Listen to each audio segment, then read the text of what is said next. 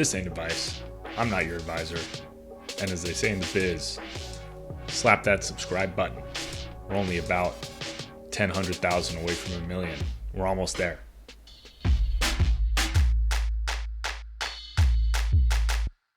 Welcome to another episode of Buck Talk, Mailbag Edition. Let's check out today's question. Move money from 401k to variable annuity. Probably not. Let's read the question though. Your dad's financial advisor is suggesting he move all or some of his 401k funds to a variable annuity. You're not sure if it's the right decision.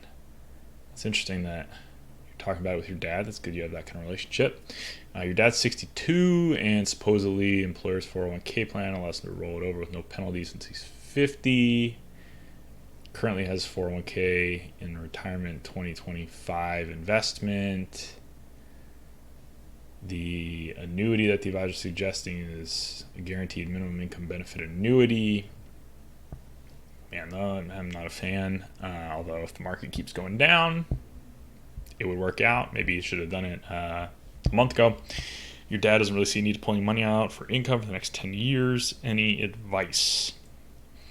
Oh, we got a flyer with the annuity. Let's check it out. Okay, so it's an AXA annuity. And these guaranteed minimum income benefit ones, it's even more insurance in a product that's already insurance. So here, let's go back. Okay, so I got a bunch of questions first of all. And you described the annuity and the cost is 2.1%. That's the biggest hurdle.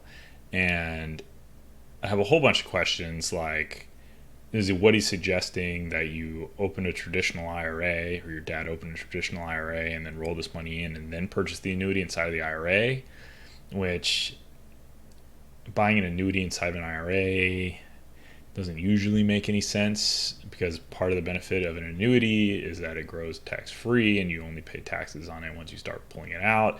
But an IRA already has that benefit on it, so usually you don't mix the two. You're kind of like adding two layers of tax protection when you can only use one. But if he's not, then we're talking about your dad's whole 401k getting taxed, which would be terrible. So I assume he must be talking about that. Then we're talking about a variable annuity. So yes, if your dad rolled it over, the GMIB rider, which says here's your guaranteed minimum income benefit if you keep it for a really long time, that would protect him from if the market only went down from here on out forever. Now, would AXA stay in business? I don't know. Who's to say? But that would be the protection.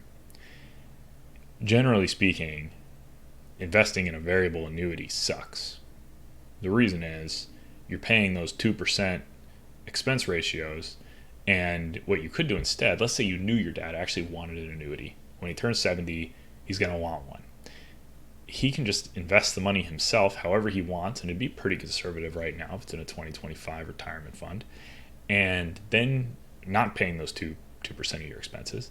And then when he's 70, he can go and buy what's called an immediate annuity, where he just starts getting the money and he knows exactly how much he's going to get. He can buy exactly how much income he wants to buy. He doesn't have to guess. He doesn't have to pay these expenses all along the way. To me, that's a much cleaner, much smarter, much more efficient way to do it. So that's what I would think about. I'd be pretty surprised if he should do it. People that sell annuities, they get a commission when they do it. Annuities are usually sold, not bought. It's pretty rare that somebody goes out to get them. It's much more common that somebody's trying to get convinced of it.